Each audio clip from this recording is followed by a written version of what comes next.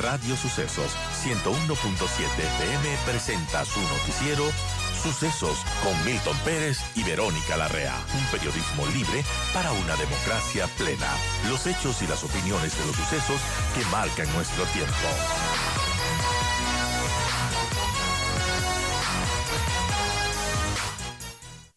Es importante que sigamos difundiendo lo que va a pasar el 20 de agosto, que no solamente es una elección presidencial, nueva asamblea, sino dos consultas populares, una nacional y otra en Quito, la una sobre el Yasuní y la otra sobre el Chocó Andino. María Eulalia Silva es la presidenta ejecutiva de la Cámara de Minería, está con nosotros. María Eulalia, gracias por acompañarnos.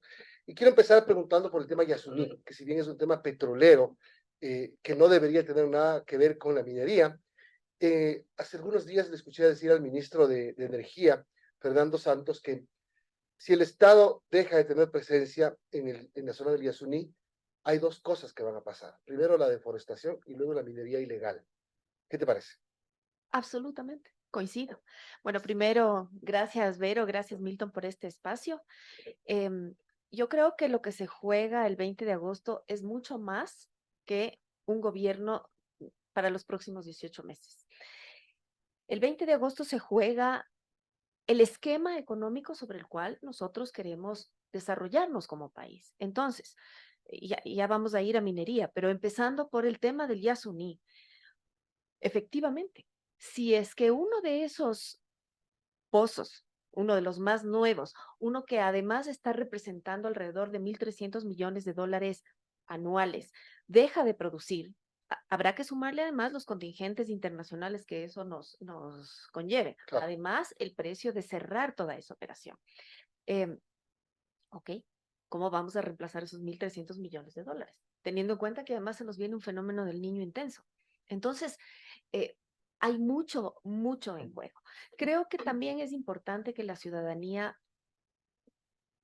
entienda que las industrias extractivas pueden hacer bien las cosas y no hay que cerrarse a las industrias extractivas. Yo creo que hay que ser súper exigentes. Hagamos un recuento y veamos qué de lo que nos rodea tiene minerales, todo. Hagamos un recuento y pensemos cuánto petróleo hemos usado hoy, mucho. Entonces no es cuestión de decir no, es cuestión de decir cómo. Ahora, en el tema del Yasuní, el ministro decía, el río Napo que pasa por la reserva tiene un potencial de minería increíble. Entonces, eso va a ser absolutamente aprovechado cuando no hay una presencia del Estado. ¿Qué puede pasar? Así es, y yo creo que en eso también se Cómo parece. la minería Marulalia se aprovecha de las zonas donde no hay nadie ni nada y donde encuentran todo. La minería y también el petróleo se realizan en zonas sumamente remotas en el país donde no hay presencia del Estado. Entonces, esas zonas, que además son súper ricas en minerales, tienen que estar concesionadas a compañías responsables. Esa es una alianza estratégica que tiene que hacer el Estado con la empresa privada, porque si asumimos que el Estado va a tener un control absoluto sobre esos territorios, es una quimera, no es cierto. El Estado no tiene esa capacidad. Además, el Ecuador es un país sumamente accidentado, sumamente escarpado. Entonces, y voy a poner un ejemplo concreto, Milton. Ese ejemplo concreto es Fruta del Norte. Fruta del Norte está prácticamente en la esquina más alejada de este país, provincia de Zamora Chinchipe, casi límite con el Perú. La concesión, se me escapa en este momento exactamente el hectaraje de la concesión, pero es una concesión grande en donde apenas el 10% ha sido intervenido. ¿Qué ha pasado con el otro 90%? El 90% restante de la concesión es un área absolutamente conservada, monitoreada. De hecho, hay algunas especies vegetales y animales que han sido registradas por primera vez en esa zona. Hay viveros donde se están reproduciendo las especies endémicas. Ese otro 10% genera 800 millones de dólares en oro para este país.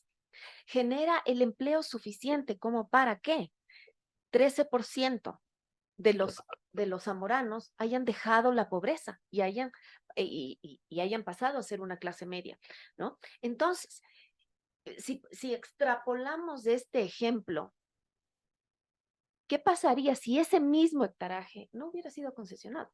estaría arrasado o por frontera agrícola o por minería ilegal. Eso es lo que puede también pasar si es que tanto al petróleo como a la minería se le empieza, a la minería responsable, por supuesto, se le empiezan a poner Ahora, cortapisas. en el tema del Yasuní, las comunidades que viven alrededor del bloque 43 están en contra de que se deje de explotar, Por supuesto. porque han recibido beneficios y los cuentan. Eh, y muchos desconocen de la consulta, y muchos dicen, acá no han venido los Yasuníes a, hacer, Así es. a explicarnos por qué quieren que se deje de explotar. Pero en cambio, en el Chocó Andino existe una organización que va en contra de la explotación minera. Sí, y creo que también hay que poner todo en perspectiva. Algunos mitos. Lo que pasa es que si es que tenemos minería, no podemos tener turismo. Lo que pasa es que si tenemos minería, no podemos tener panel orgánica. Ajá. Falso. ¿Quién dice? ¿Quién, quién dice? ¿En dónde está escrito que porque hay una industria se tiene que excluir a otros? ¿En dónde dice que eh, las dos, sea minería y agricultura, sea minería y turismo, no pueden convivir? Tenemos ejemplos espectaculares que son referentes para nosotros, que suceden en Canadá, en Australia, en Chile, en el mismo Perú.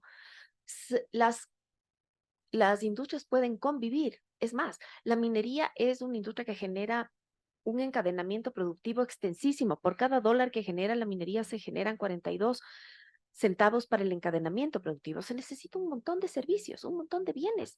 Y siempre en minería responsable, esa cadena de adquisición empieza justamente por la zona de mayor incidencia. Es decir, es una oportunidad para la zona. Y creo que lo más importante aquí, Milton, es entender que prohibir la minería responsable en el Chocó Andino no soluciona los temas ambientales de base que tiene el Chocó Andino, que son la minería ilegal, la tala ilegal, el tráfico de especies y el mal manejo de los servicios de aguas servidas. Para eso, ¿se va a prohibir la minería irresponsable? Es un absurdo. Son las 8:28, estamos conversando con María Eulalia Silva, presidenta ejecutiva de la Cámara de Minería del Ecuador. María Eulalia, buenos días. Bueno, hay uno de los argumentos que tienen las personas que residen en el Chocó Andino es que es posible producir y tener recursos sin la minería. Por ejemplo, se refieren a la producción de panela, café, cacao, también el aviturismo, una actividad que representa ingresos de alrededor de 1.425 millones al año. Esto, bueno, no necesitaría esta zona, según los habitantes, tener minería porque ya tienen suficientes recursos naturales para producir. Y ese es uno de los argumentos centrales que tienen las personas que están en contra de que se explote minería en esa zona.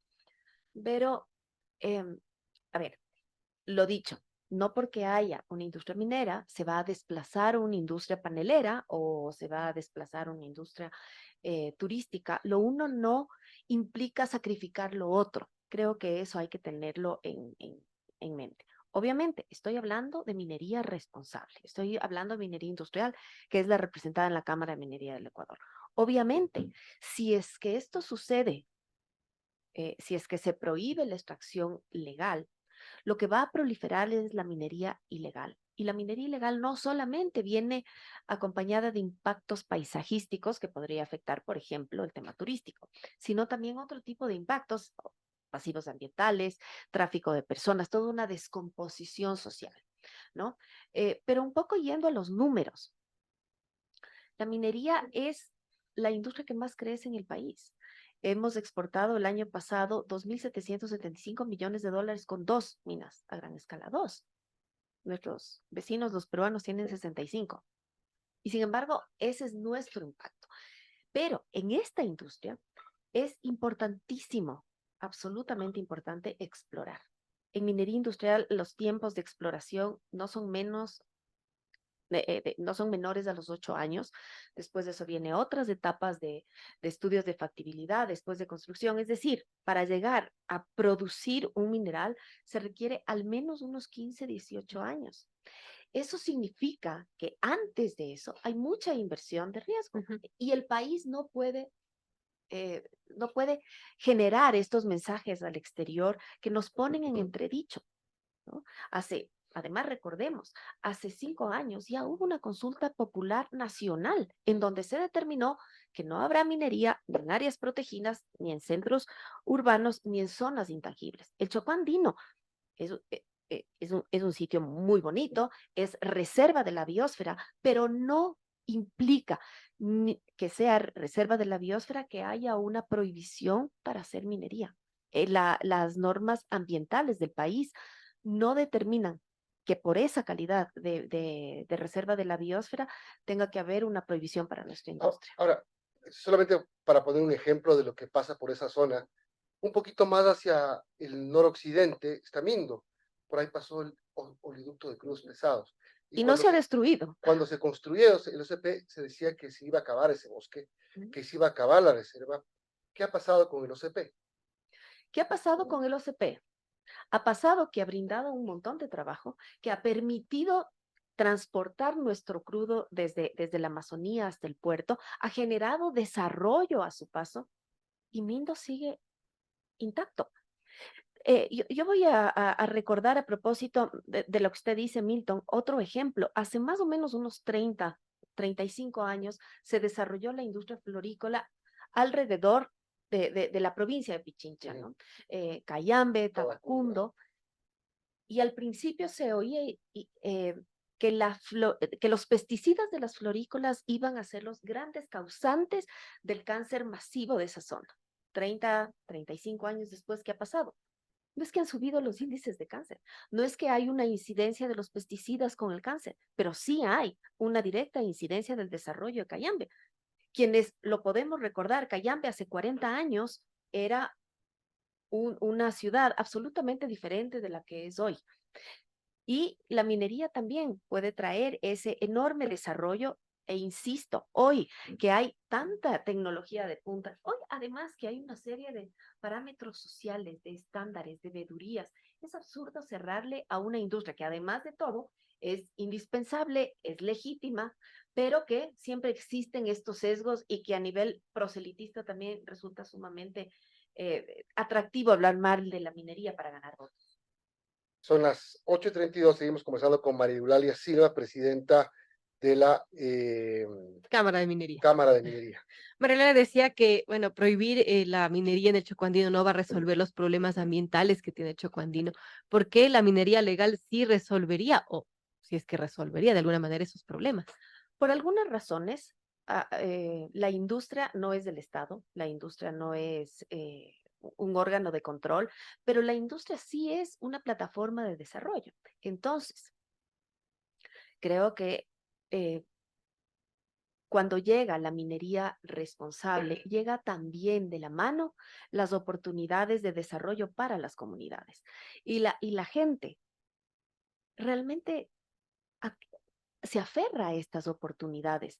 En muchos casos, la minería es la primera y quizás la única oportunidad de empleo formal que tienen las comunidades, ¿no? Eso por una parte. Por otra parte, una minería responsable puede ser un aliado en territorio. Por lo dicho, las zonas minerales muy ricas en el país están en áreas sumamente remotas donde no llega el Estado. Este país tiene, por ejemplo, un déficit de guardaparques. Entonces, lo mejor es crear estas alianzas entre el Estado soberano, dueño de los recursos, que además tiene que ejercer el control, con concesiones responsables que le ayuden a hacer ese control. La minería responsable es una barrera natural que impide el avance de la minería ilegal. Dicho de otro modo, si es que esa minería responsable es eliminada de un plumazo, lo único que se hará es abrir de par en par las puertas a una extracción ilegal. Ahora, vamos entendiendo un poco lo que pasa en el Choco Andino, y para esto un dato que tengo acá: una de cada 100 concesiones mineras en exploración termina convirtiéndose en mina. En el Cierto. Choco Andino, 127.000 hectáreas, ¿verdad? ¿Cuántas de esas hectáreas están concesionadas a empresas mineras para exploración? ¿El 9%? Yo creo que es mucho menos. Se me escapa Son 10.000 más o menos. eh, De 120, 10.000 están ya concesionadas, pero Sí. ninguna está explotando. Sí, a ver, efectivamente, cuando un concesionario recibe el título minero por parte del Estado, tiene la potestad de ejercer todas las fases de la minería. En minería industrial esas fases toman años, ¿no? ¿Qué tenemos ahora en el Chocó Andino? 12 concesiones, de las cuales una corresponde a minería industrial, entiéndase mediana y gran escala, que está además en una etapa muy preliminar de exploración. ¿Va a haber ahí una mina? No lo sabemos. No lo sabemos. Nadie sabe lo que tiene en minería, nadie sabe lo que tiene hasta que no explora. Y si no hemos ni siquiera empezado a explorar, si es que ya viene una prohibición así, nunca sabremos de lo que nos estamos perdiendo. Ahora, Verónica mencionaba, perdón, pero la producción de canela, café, cacao de la zona. ¿Se puede explotar minería y se puede al mismo tiempo cultivar estos productos? por supuesto que sí, Y por la otra, supuesto que sí. Y ya tenemos en el país ejemplos así. en esta área del Chocó Andino es una área importante de reserva para los osos de anteojos. ¿Qué pasa si se explota con esta especie animal en peligro de extinción? A ver, tenemos minería industrial en operación en otras zonas que también tienen riqueza natural y que, como digo, lo que se hace es un trabajo absolutamente responsable. Se interviene una parte de la concesión, la gran mayoría no se toca, más bien se monitorea, más bien se conserva. Algún momento la minería industrial no es que termina con la explotación del yacimiento y listo. Cuando ese yacimiento ha sido explotado, todo se recupera, todo se rehabilita con las mismas especies vegetales de la zona. Es decir, después de, si es que en el Chocó efectivamente llegase a haber una mina industrial en algún momento, ¿qué es lo que va a pasar décadas después? Que toda esa zona vuelve a estar en un estado originario a como estuvo, solo que ya hubo una producción mineral, ya hubo toda una dinamización de las comunidades, ya hubo todo un encadenamiento productivo que beneficia a las zonas, pero también a todo el país. Pero, perdón, ahora sí. Bueno, Laura, usted mencionaba también que obviamente prohibir la minería legal da paso a la minería ilegal. Y yo le pregunto, todavía en el Choco Andino no hay intervención de exploración de minería. ¿Los ilegales pueden hacer eso? ¿Pueden hacer exploración o lo hacen? Los ilegales trabajan sin Dios ni ley, pero hacen lo que les da la gana. Hoy hay un reporte de que al menos en 20 de las 24 provincias del Ecuador hay actividades de minería ilegal. Inclusive, una de esas actividades está en el Parque Nacional Podocarpus. Los parques nacionales forman parte del Sistema Nacional de Áreas Protegidas.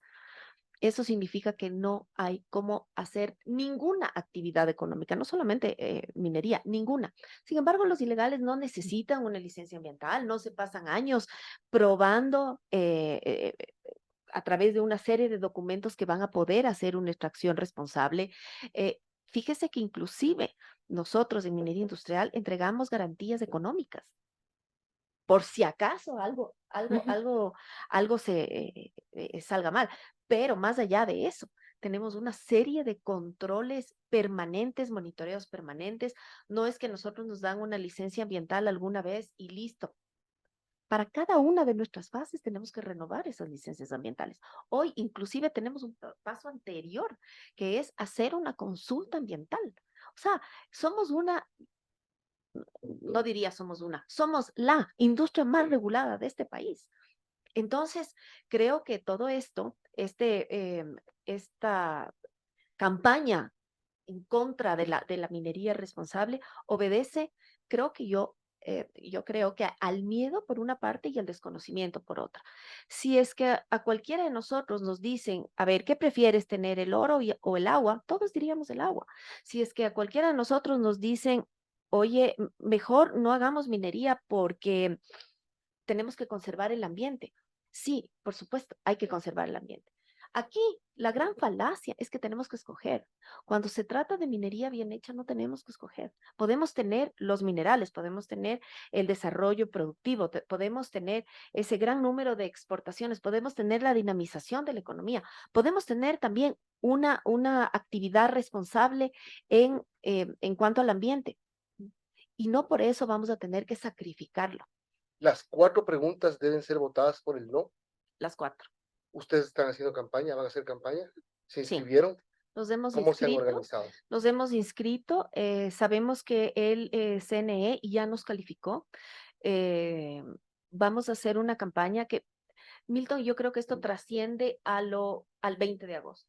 Nosotros como Cámara tenemos como deber informar. Esta es una industria nueva. Si bien minería hemos tenido desde antes de la conquista inclusive, pero minería industrial en producción tenemos desde hace 3 años. Eso nos convierte en una industria absolutamente nueva. Eh, yo les comentaba hace un momento, Perú tiene 65, Chile tiene más de 100, Canadá tiene más de 200 minas industriales. Nosotros tenemos 2. Entonces somos el recién nacido del barrio minero, pero hay que luchar por esta industria y lo tenemos que hacer no solamente porque somos, en nuestro caso, porque somos mineros, creo que hay que hacerlo porque somos ecuatorianos. Tenemos que diversificar nuestra cartera, nuestra matriz productiva. Tenemos, me encanta, Vero, el ejemplo. Qué bueno que el país también está exportando panela. Qué bueno que exporte pitahaya, qué bueno que exporte aguacates, qué bueno que se aprovechen nuestros potenciales turísticos. Eso no va a ser nuestro primer rubro de exportación. Eso no va a ser nuestro primer rubro de producción. Tenemos que pensar en grande. Y realmente la industria que puede estar reemplazando al petróleo es la minería hoy por hoy, sin duda alguna.